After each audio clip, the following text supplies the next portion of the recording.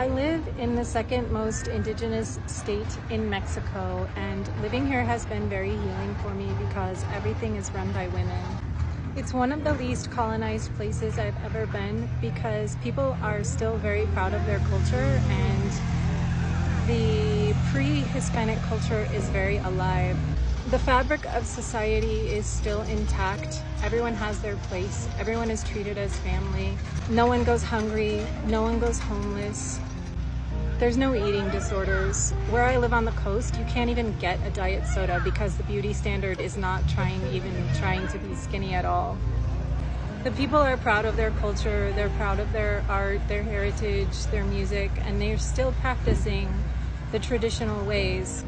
One of the most important codes that this place has to share with the world is that they didn't allow their land to be taken over by rich landowners. So there's a revolutionary named Emiliano Zapata.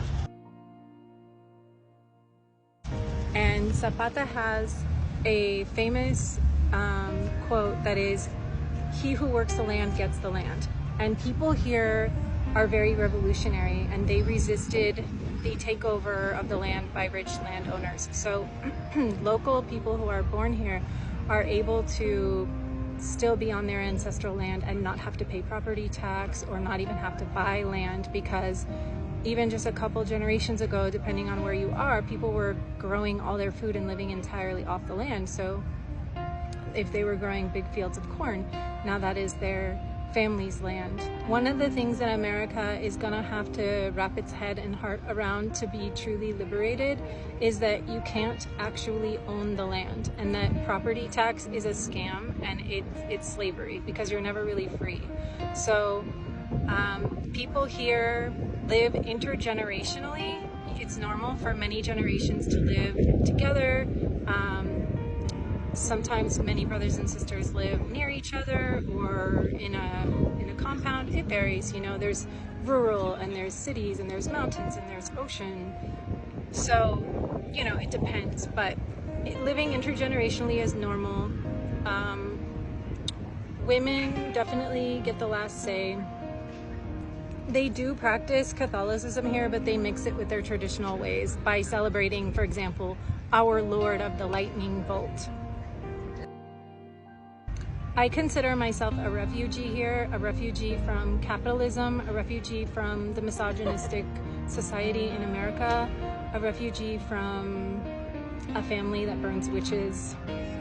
Here, witch is a term that is used affectionately, and it's a synonym for wise woman. Herbalism is still widely practiced and respected. The interconnectedness of body, mind, spirit is accepted as normal, and making offerings to the land and to the ancestors is normal. There's a strong sense of energetic reciprocity and a very strong fabric of society that doesn't allow anyone to fall through the cracks, even if you're a stranger. You're always treated as someone's daughter.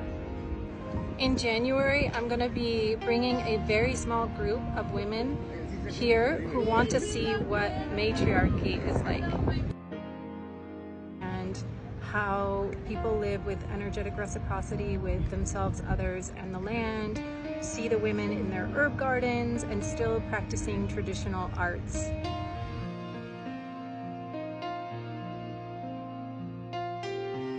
There's going to be an application process because I want to make sure that I bring the right people who are going to respect the land here. I'm going to ask that people bring small gifts for the locals and that you come with an open heart ready to learn. So you can reach out to me at my email and I will send you an application. And this is just going to be a small group of people who are really ready to open their hearts and get the codes from this very magical land. So reach out if that's you. El arte.